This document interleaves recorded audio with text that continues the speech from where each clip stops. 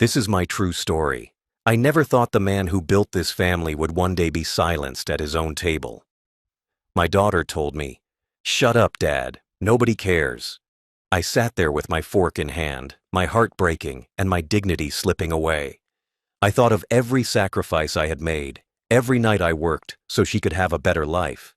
That night, I made a decision. But you won't believe what I did next. Before that, tell me where you're watching from. And please subscribe so my story can reach more people like me. From the very beginning of my life as a father, everything I did was for my daughter. I grew up with very little, and I swore my child would never know the hunger, the cold, and the smallness that I knew as a boy. When she was born, I promised myself that no matter how tired, no matter how broke, no matter how hopeless things seemed, I would provide. I worked every hour I could find. Days on construction sites, nights fixing broken machines in dark garages, weekends hauling bricks for men half my age just so there would be bread on the table and shoes on her feet. I never complained. Every ache in my back, every callus on my hands, every blistered foot was worth it because when I came home, she was there. My little girl. I still remember her first steps, the way she stumbled across the living room floor and fell into my arms. In that moment, I felt like the richest man alive. I had nothing in my wallet, but I had everything that mattered, and I told myself, as long as I breathe, she will never go without. When school came, I paid every fee on time. I never let her miss a trip, never let her sit at home embarrassed because we couldn't afford a uniform or a book. If I had to skip meals so she could eat lunch at school, I skipped them without a second thought. I remember sitting alone some nights, sipping only tea for dinner, while she slept with a full belly. I would smile, even with the hunger gnawing at me, because that was what fathers were meant to do. When she wanted to go to college, I didn't hesitate. I sold my old car, the one I had hoped to fix and drive into my retirement years. I took out loans in my name. I worked overtime until my hands shook with exhaustion. And when she walked across that stage in her gown, diploma in hand, I wept like a child. Not because I was tired, not because I was poor, but because I was proud that I had kept my promise. Then came her wedding. I watched her walk down the aisle, glowing like her mother had on our own wedding day. I had lost my wife years earlier, but in that moment, it felt like she was with me again, smiling at the family we had built. I paid for the reception. Every flower, every plate of food, every rented chair.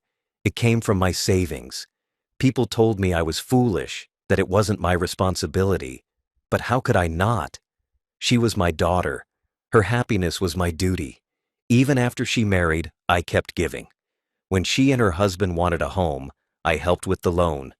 I co-signed the papers, put down the deposit, and made sure they never started their marriage in debt.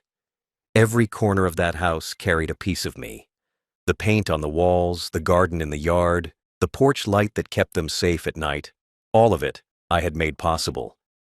I thought to myself, this house will always be where I belong too. This table will always have a seat for me. And oh, the dinners. To me, family dinners were sacred. They weren't just meals. They were traditions, threads binding us together. When my wife was alive, she cooked on Sundays, and we'd gather around the table, laughing, arguing, telling stories until the candles burned low. After she passed, I tried to keep that alive. I wanted my daughter and her children to know that sitting at the table wasn't about food. It was about belonging. Every time she invited me for dinner, I put on my best shirt, polished my shoes, and brought a small gift for the grandchildren. A book, a puzzle, sometimes candy their mother said they didn't need. I didn't care. I wanted them to remember their grandfather with warmth, not distance. I wanted them to hear my stories, to know where they came from. I told them about the war years, about building houses with my bare hands, about their grandmother's laughter. I wanted them to see me not just as an old man in a chair, but as part of the foundation of their lives.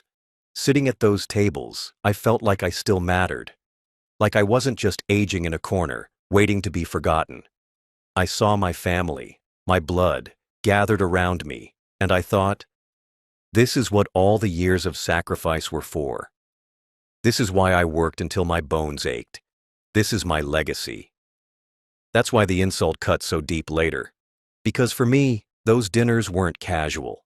They weren't about food or routine. They were holy. They were the last piece of true belonging I had left. I no longer had my wife. My friends had mostly passed. My body had grown frail. But when I sat at that table, telling a story to my grandchildren, I felt whole again.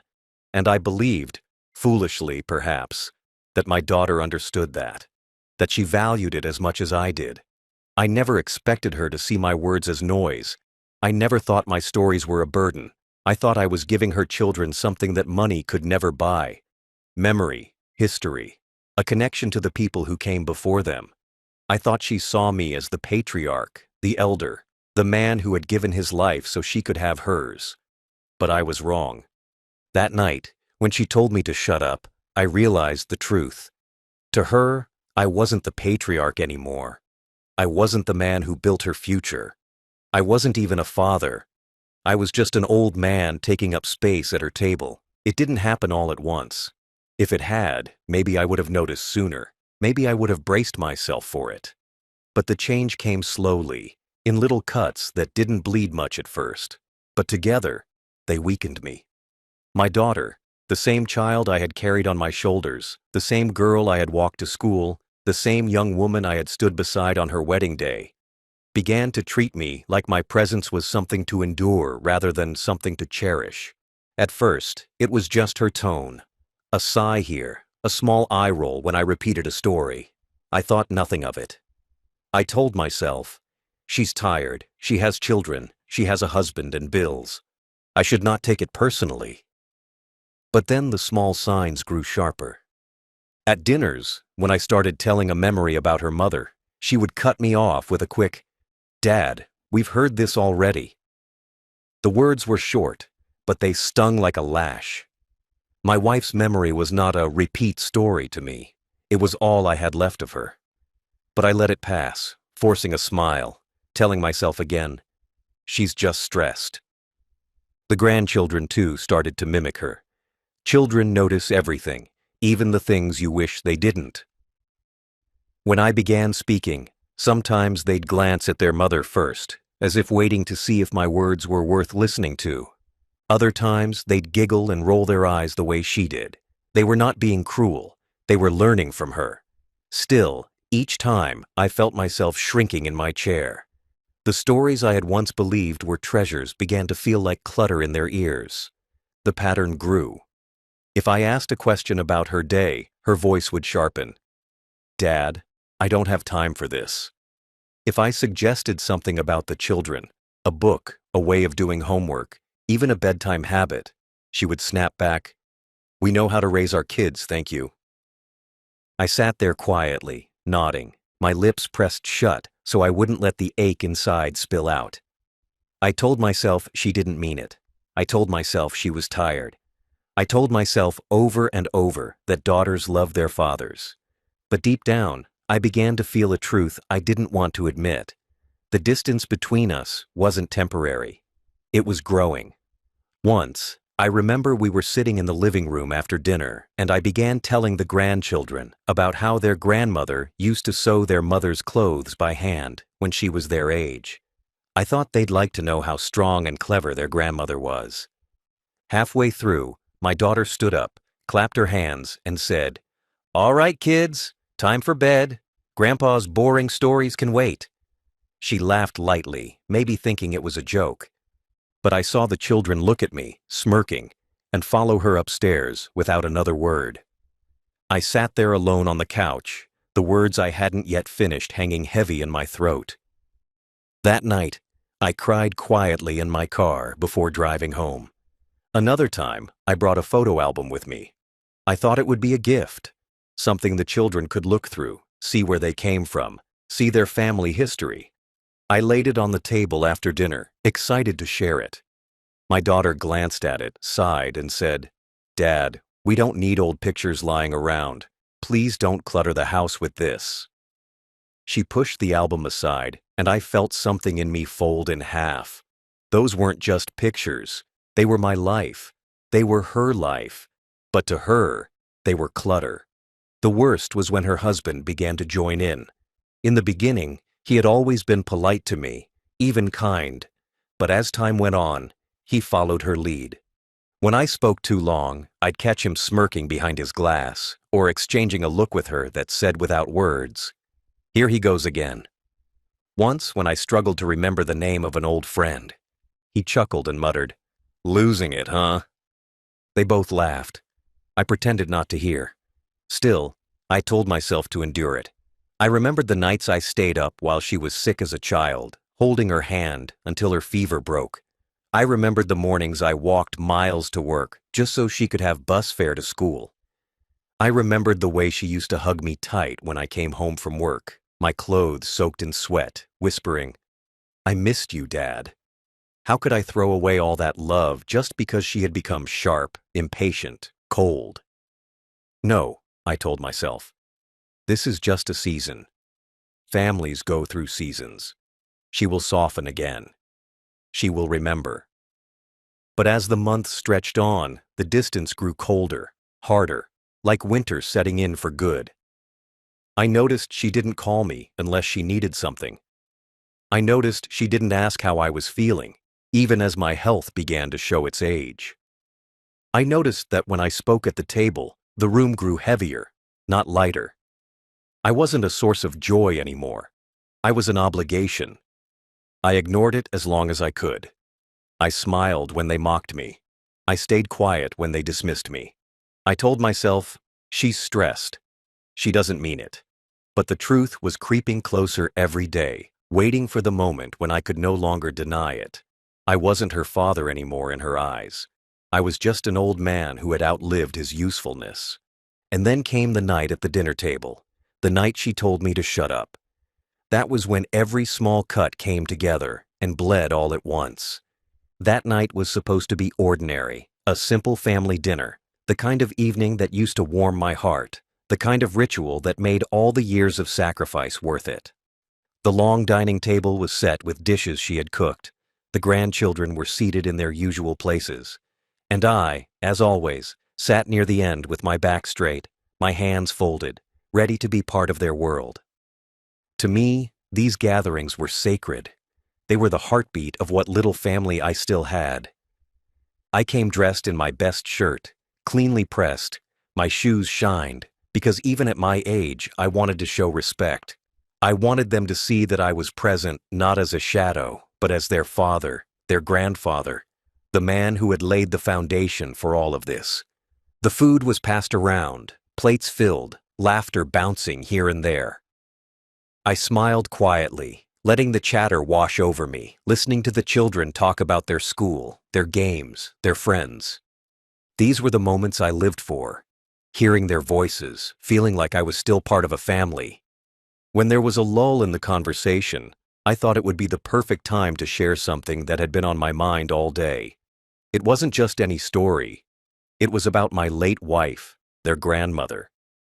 I wanted the children to hear about her, to know the woman whose love had carried me through the hardest years.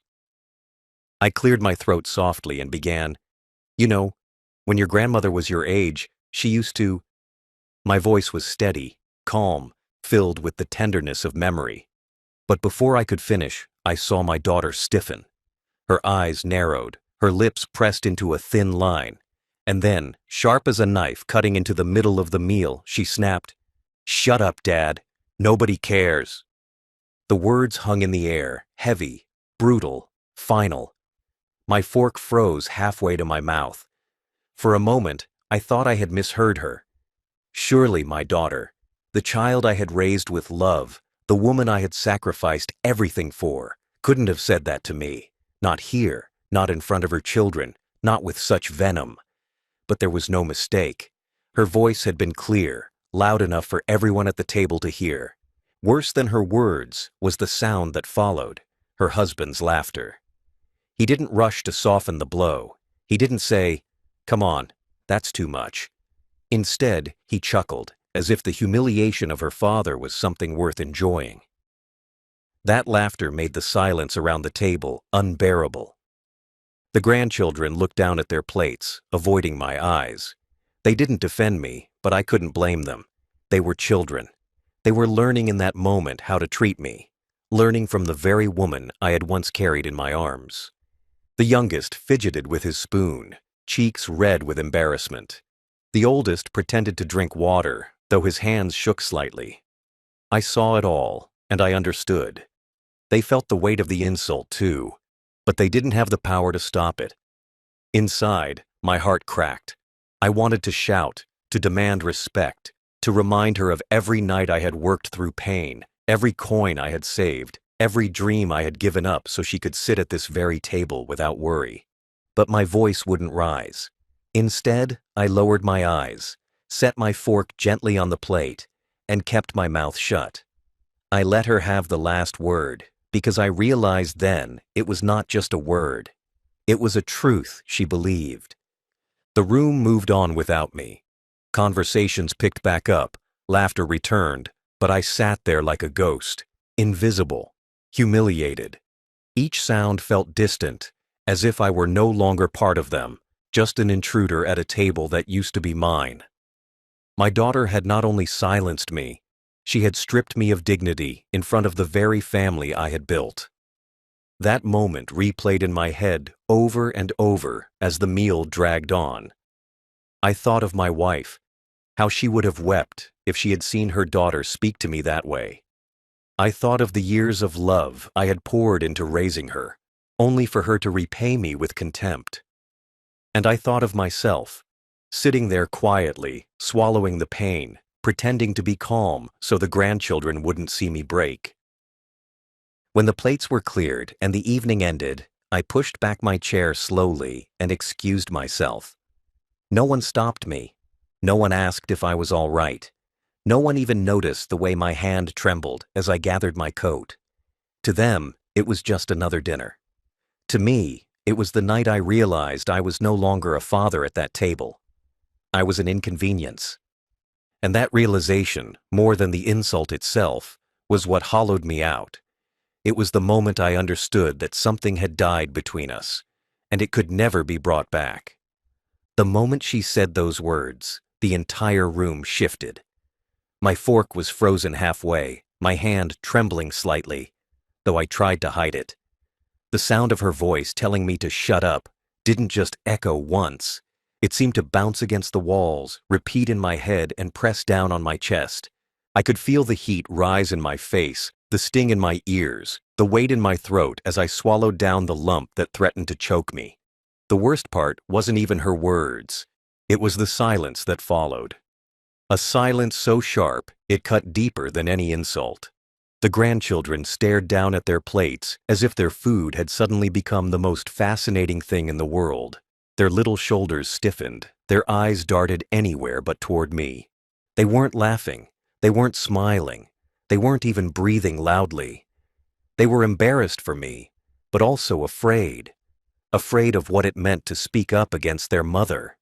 And that was what made my chest ache even more, because I had always imagined that my grandchildren would look at me with respect, with warmth, with admiration. Instead, in that moment, they looked at me with pity. And pity, I realized, can feel even colder than cruelty. Her husband's chuckle still rang in my ears. That sound, so casual, so unbothered, was like another slap across my face. It told me clearly that this wasn't a slip of anger. This wasn't something she'd regret later. No, it was entertainment. My humiliation was their shared amusement. For years, I had paid for their comfort, ensured their home was steady, and covered the gaps when life got too expensive. And yet, there he sat, smirking at my pain, enjoying the moment his wife reduced me to nothing. I lowered my head and said nothing. My instincts told me to speak, to defend myself, to remind them who I was and what I had given. But my pride wouldn't allow me to beg for dignity. If I had spoken then, my voice would have cracked, my anger would have spilled, and they would have dismissed it as the tantrum of an old man. No, I chose silence, not because I agreed with them, but because I refused to let them see me broken. My calm face was the last shield I had left. But inside, I was breaking. Memories flashed in my mind. I remembered carrying her on my shoulders when her legs were too tired to walk home from school. I remembered staying up through the night to finish double shifts so she could have a new dress for her school dance. I remembered her wedding, standing proudly as she walked into a life I had helped build. And now here I was, decades later, silenced at her table like a stranger who had overstayed his welcome. I tried to continue eating, but the food turned to ash in my mouth. Every bite was heavy, tasteless, suffocating. My hand shook slightly as I lifted my fork, but I forced myself to chew slowly, quietly, pretending nothing was wrong. Because that's what I had done for years. Pretend. Pretend I didn't notice the eye rolls, the dismissive tone, the whispered jokes behind my back. Pretend she still loved me in the same way I loved her. Pretend I was still the father she needed. But that night, there was no pretending. The insult had been too sharp, too public, too undeniable. I looked around the table one last time. My grandchildren, silent and stiff. Her husband, smirking into his glass. My daughter, sitting tall, satisfied with herself, moving the conversation along as if nothing had happened. And me, shrinking inside, my heart cracking quietly where no one could see. The humiliation wasn't just in the words. It was in the fact that no one defended me. No one said, "That's too much." No one even tried to change the subject to spare me. The silence was agreement. The silence was approval. The silence told me exactly where I stood in that family. Nowhere. I swallowed the last bite on my plate, placed my fork down gently, and folded my napkin neatly. My face showed nothing. Not pain, not anger, not even disappointment. Just calm. Because in that moment, I realized something important. If they could humiliate me so easily, then they had already stopped seeing me as family long ago. The meal ended, and people rose from the table. Chairs scraped against the floor. Dishes clinked as they were gathered. Life moved on around me, but I felt frozen in place. My body sat in that chair, but my spirit was already gone. I knew then this was the last dinner I would ever attend in that house. Not because I was unwelcome, but because I would never allow myself to be humiliated like that again. I stood slowly, my movements calm, careful, controlled. I didn't slam my chair. I didn't raise my voice. I didn't demand an apology. I simply walked away quietly, holding my pride like a fragile piece of glass in my chest. To them, it may have looked like weakness. But I knew the truth. It was the beginning of something stronger. The beginning of the end of my silence. That night, as I drove home, the road was blurry through my tears.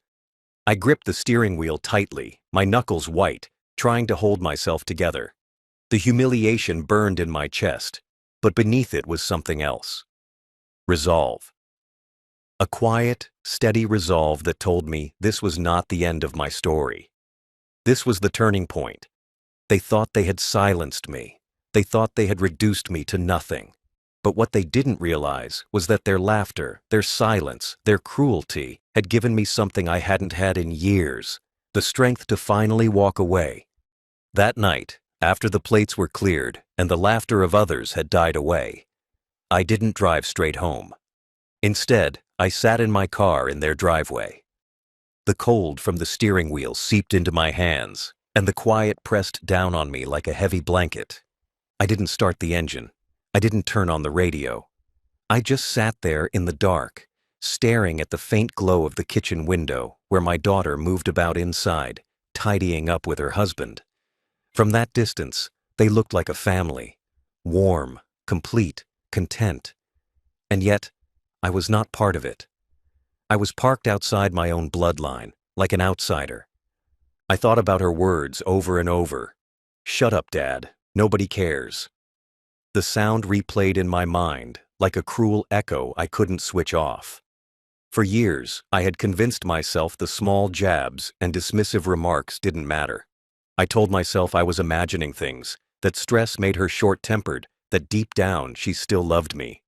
But those 4 words shattered every excuse I had built. If she could say that to me in front of her children, in front of her husband, in front of her whole family, then she didn't just slip. She meant it. She believed it. She wanted me silent, invisible, erased. I sat there with my hands trembling on the wheel and let the memories come. I remembered the nights I had skipped meals so she could eat.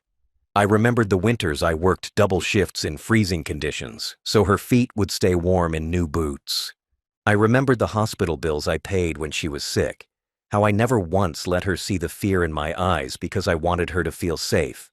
I remembered staying up late helping her with homework, even when I could barely keep my eyes open. I remembered the tears of pride when I watched her graduate, the joy in my chest when I walked her down the aisle, the way I stood taller even though my back ached from years of labor. All those sacrifices, all those years, all those moments I thought built love and respect. They seemed to collapse in a single sentence. I thought of her mother, my late wife. I could almost hear her voice in my head, soft but firm, the way she used to defend me whenever anyone tried to dismiss me. If she had been alive, she would never have let our daughter speak to me that way. She would have silenced the insult before it left her lips. I missed her more in that moment than I had in years. Sitting alone in the dark, I wished I could turn to her and ask, "What did I do wrong? Where did we lose her?" But there was only silence. For nearly an hour, I sat there reflecting, not just on the insult, but on my place in their lives. I realized something that night, something that cut deeper than the humiliation. I realized I was no longer a father in her eyes. I was no longer the man who had provided, who had carried, who had built her life piece by piece. To her, I was an inconvenience, a story on repeat, a chair that took up space at the table. I was not family anymore. I was a guest she tolerated until I spoke too much. And that truth broke something in me that could never be repaired. Tears burned my eyes, though I tried to blink them away. I pressed my forehead against the steering wheel, whispering prayers into the silence. I asked for strength, for clarity, for the courage to do what I knew now had to be done. Because one thing became clear in that driveway: love does not mean allowing yourself to be humiliated. Sacrifice does not mean surrendering dignity. And silence, though it had protected me at the table, could no longer be my only answer. I thought about how much of my life I had given them. The money, the time, the sweat, the years, all poured into ensuring my daughter's happiness. And what had it brought me? A seat at a table where my words were unwelcome. A role in a family where my presence was mocked. A life where I had become invisible in the very home I helped build. As the night grew colder, I made a decision. Quietly, without anger, without shouting, without demanding an apology. I decided this would be the last insult I would ever endure. There would be no second chance, no hoping for change, no waiting for softer words that would never come. This was the line, and once I crossed it, there would be no going back. I finally started the engine, but I didn't drive home with the same weight I had felt before. I drove with a strange calm, as if my humiliation had given me clarity. My reflection in the rearview mirror didn't look like a broken old man anymore. It looked like someone who had finally seen the truth and who was ready to act. That night, as I parked in my driveway and turned off the engine, I sat for one last moment in silence. Not the silence of shame, but the silence of resolve. I whispered to myself, "Enough." And I knew then that the next time I saw my daughter, she would not be looking at the same man she thought she could silence. When I woke up the next morning, I still heard her voice in my head, sharp and cruel. "Shut up, Dad. Nobody cares." But this time, I didn't feel only the sting. I felt something else. Power. Not anger, not revenge, but a steady awareness that I was not as powerless as she thought. My daughter believed that years had stripped me of authority, that age had made me dependent, that I was just an old man clinging to memories. But the truth was written on paper, hidden in drawers, signed long ago. The truth was that many of the things she assumed were hers: the car she drove, the roof over her head, even the family fun that made their dinners possible, were still tied legally to my name. She had grown so used to treating me as though I had nothing left to offer, nothing left to say, that she forgot something important. I had never signed those things away. I had never surrendered the keys, not to the car, not to the house, not to the life I had built with sweat and blood. She mistook my silence for weakness, but silence is not the same as helplessness. Silence can be a weapon, sharper than words, if you know how to use it.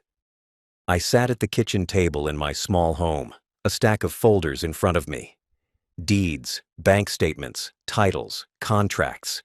Each page was proof of the sacrifices I had made, proof of the things I had built, and proof that despite her arrogance, her comfort still rested on the foundation of my labor. I thought about how she looked at me at the table, dismissing me like a burden, and I almost laughed, not with joy, but with disbelief.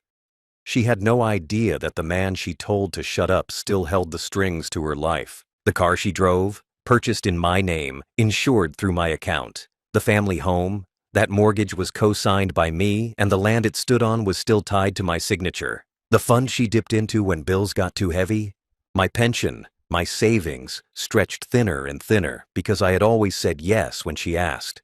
She thought time had erased my hand in her life, but time had done nothing of the sort.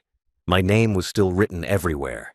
I picked up my old car keys, the ones I had slipped into my pocket at the dinner table the night before. As I turned them over in my palm, I realized how much those keys meant. They weren't just for starting an engine. They symbolized ownership, control, authority. When I had stood and taken them at the table, it wasn't a meaningless gesture.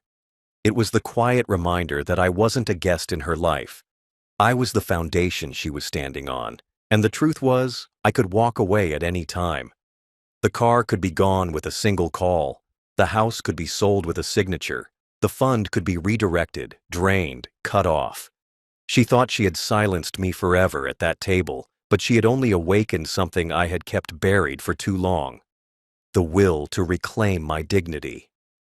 I thought back to the man I used to be, the man my wife had fallen in love with. Strong, proud, unshakable. Somewhere along the way, I had let myself shrink.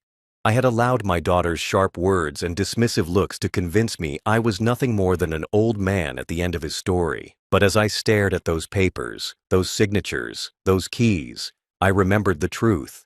I was still the patriarch. I was still the man who built this family. And my silence was not weakness. It was the strength of patience, waiting for the right moment to act. I didn't storm into her house to confront her. I didn't shout or demand respect. That would have been wasted breath. No, my answer would not come in words. My answer would come in the quiet movement of power. My answer would come in the realization that the things she thought belonged to her could be taken away without a raised voice, without a fight, without even a warning. As I placed the folders back into my desk drawer, I felt calm. My humiliation at the dinner table had lit a fire inside me, but it wasn't wild or uncontrolled. It was steady, focused, deliberate. I didn't need to raise my voice. I didn't need to beg her to see me as her father again. That part of our relationship was already dead. What I needed to do was reclaim myself, and I would do it with the same patience I had always lived with. The keys jingled softly in my hand, and I slipped them back into my pocket. They were mine, just like everything else she assumed was hers.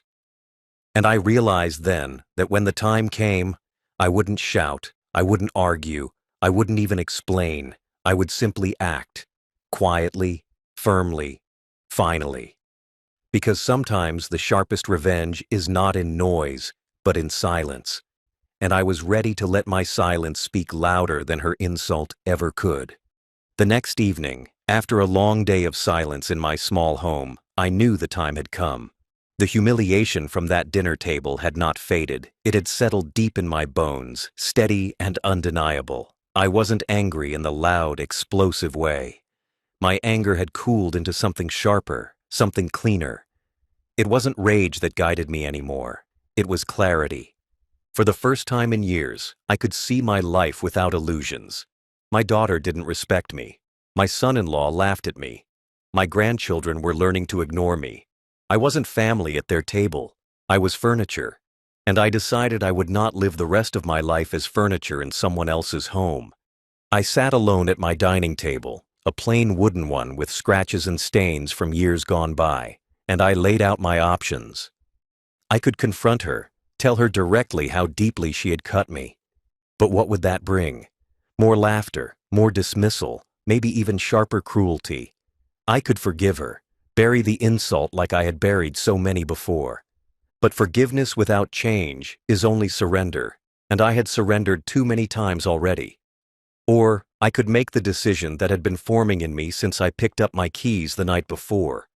I could leave. Not temporarily, not as a dramatic gesture to scare her, but fully, completely, finally. The more I thought about it, the more peace I felt. Walking away wasn't cowardice. It was survival. It was dignity. I realized that I had been holding on to the hope that one day she would see me again as her father, as the man who gave her everything. But hope had blinded me. Each year, she had grown colder, more dismissive, more cruel, and each year I told myself it was temporary. But the truth was right there in her words. Nobody cares. That wasn't stress speaking. That wasn't a bad mood. That was her truth. And so, I made mine. I stood up from my chair, walked to the closet, and pulled out a small suitcase. Not the big one I used for long trips, but the small one, the kind you carry when you don't plan on coming back. Slowly, methodically, I began to pack. A few shirts, a pair of trousers, my warm coat, the picture of my wife I kept on my nightstand, and the folder of important papers I had reviewed the day before. I didn't take much. I didn't need much. For the first time in decades, I was packing for myself, not for a family trip, not for someone else's needs. Just me. As I folded my clothes, I thought about the life I was leaving behind. The house my daughter assumed would one day be hers, the fun she dipped into without gratitude, the car she thought she owned, all of it tied to me. All of it would remain mine until I decided otherwise. And I knew that when I left, I would begin the process of cutting her name out of everything. The will, the accounts, the deeds. My silence at that dinner table had been the last thing she would ever hear from me. My decision now would be louder than any words. I walked through the house one last time. The walls were bare, the rooms quiet, but this place had been mine. It had been filled with memories of my wife, echoes of laughter from better days, warmth that had slowly faded since her passing. I touched the frame of the doorway, where I had once measured my daughter's height with a pencil, each line a record of her growing years. My fingers lingered there, trembling slightly. For a moment, I felt a pang of grief, not for the house, not for the things, but for the love that had once lived here. The love that had died the moment she told me to shut up. With my suitcase by the door, I picked up my keys. This time, I didn't think of them as hers, or as anyone else's. They were mine, symbols of what I still controlled, of what she could never take from me. I slipped them into my pocket, straightened my back, and whispered to myself, "This is the last time. The last time I would eat at her table. The last time I would endure her contempt. The last time I would allow my life to be reduced to silence." I looked around the room once more, not with sadness, but with finality. Every picture, every piece of furniture, every memory here had been colored by disappointment. And I knew that carrying those things with me would only weigh me down. I didn't need them. All I needed was the decision I had already made. And so, without hesitation, I switched off the lights, locked the door behind me, and stepped into the cool night air. The street was quiet, the sky above wide and endless. For the first time in years, I felt a strange sense of freedom. Not the freedom of youth, but the freedom of a man who had finally let go of the weight that had been crushing him. I didn't say goodbye. I didn't leave a note. I didn't make a speech. My daughter wanted me silent, and so silent I would be. But on my terms. My silence would not be the silence of humiliation anymore. It would be the silence of departure, the silence of a door closing, the silence of a man reclaiming his dignity. That night, I drove away. No destination in mind, just away. Away from the insults, away from the cold eyes, away from the table where I no longer belonged. My decision was final, my path unshakable. I didn't look back, not once. Because sometimes the strongest words a man can speak are none at all. I drove through the night, the dark road stretching ahead like a path I had been waiting all my life to take. The suitcase sat on the seat beside me, my wife's photo resting on top, her smile steady even in the dim glow of the dashboard. The hum of the engine was the only sound, and it comforted me more than all the empty conversations I had endured at my daughter's table.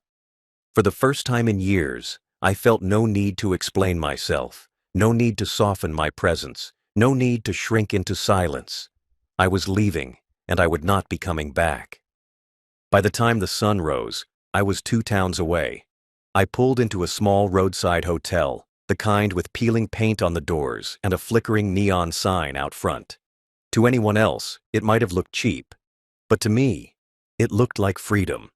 I checked in with nothing more than my name, paid in cash, and carried my small suitcase up the creaking stairs. The room smelled faintly of dust, but it was mine, my space, my choice. I sat on the bed, looked out the window at the unfamiliar street below, and for the first time in decades, I felt a strange kind of peace. That morning, I picked up the phone and called my lawyer. He had been with me for many years, through the sale of properties, the setting up of accounts, the management of my small nest egg. His voice was calm, steady, professional. When I told him I wanted to make immediate changes, he didn't question me. He simply said, "Tell me what you need." And I told him everything. I wanted my daughter's name removed from my will. I wanted her cut off from every account, every deed, every asset. I wanted the house she thought would one day be hers to be prepared for sale. I wanted my silence to turn into action, action that could not be undone. He asked if I was sure. I didn't hesitate. "Yes," I said, "I am sure." In the days that followed, papers moved faster than words ever could. Signatures, transfers, authorizations. My lawyer worked discreetly, just as I requested. My daughter didn't know a thing. While she lived her days thinking her cruel words had silenced me, the truth was the opposite. My silence had begun to erase her place in my legacy. I didn't call her. I didn't argue. I didn't explain. There was nothing left to explain. At night, I sat by the window of that little hotel, staring out at the quiet street, and I thought about what I was doing. Was it harsh? Maybe. But was it just? Absolutely. She had taken my sacrifices for granted. She had humiliated me in front of her children, in front of her husband, in front of myself. She had told me I was nothing, and now I was showing her, not with words, not with anger, but with silence and signatures, that I was still everything. I imagined her surprise when the truth would finally reach her. The phone calls she would make, the panic in her voice, the disbelief when she realized I was gone, and that the safety net she had always relied on had vanished with me. I didn't savor it with joy. I wasn't a cruel man. But I knew it was necessary. Necessary to remind her that respect is not optional, that family is not a one-way road, that a father is not a servant to be dismissed. Each morning, I walked down to the corner cafe near the hotel, ordered a small breakfast, and sat alone with my thoughts. The people there didn't know me. To them, I was just another old man with a suitcase, sipping coffee and eating toast. But to me, that anonymity felt like a gift. I wasn't dad there. I wasn't a burden. I wasn't a story to be silenced. I was just me. And that was enough. After a week, the paperwork was done. My lawyer confirmed it. My daughter was removed from my estate, her name erased from every line where it had once appeared. The house was listed, the accounts secured, the assets protected. With each change, I felt lighter. The weight of humiliation was replaced with the strength of resolve. I had not raised my voice. I had not demanded an apology.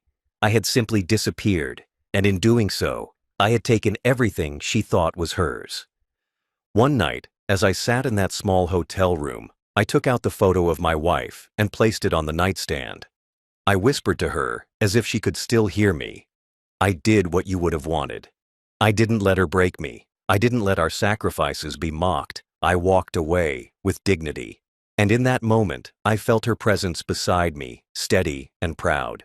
The disappearance was not just physical. It was emotional, spiritual, complete. I wasn't just gone from their dinner table. I was gone from their future. And the silence I left behind was louder than any argument I could have made. The silence didn't last long. Within days of my disappearance, the phone began to ring.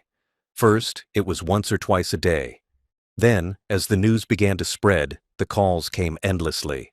My daughter's number lit up the screen again and again, but I never answered. I didn't need to. The lawyer had already carried out my instructions, and by now she would be learning the truth, piece by piece. At first, her voice on the messages was sharp with annoyance. "Dad, where are you? This isn't funny. Call me back." Then, days later, the annoyance turned into unease. "Dad, the bank says my name isn't on the account anymore. Did you do something? We need to talk." And finally, desperation. "Please, Dad, don't do this. I didn't mean it that way. You can't just erase me from everything. I'm your daughter." Her voice cracked on that word. Daughter. But the irony wasn't lost on me. She remembered I was her father only when she wanted something. The house was the biggest shock for her. She had always assumed it would one day be hers. She decorated it as if it already belonged to her. She planned family events there as if she were the rightful owner. But the truth came quickly when the papers arrived. The property was listed for sale, and her claim was nothing more than a memory. She called me in a frenzy, shouting into the phone, "You can't sell my house." But it was never hers. It was mine, and I had simply decided to take back what she had forgotten to respect. Her husband called too, his voice less desperate and more angry. He accused me of betrayal, of cruelty, of tearing the family apart. I listened to his messages, shaking my head.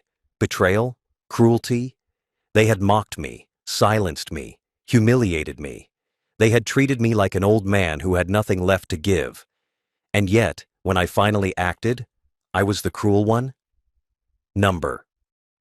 What I had done was not cruelty. It was justice, quiet, measured justice. The grandchildren never called.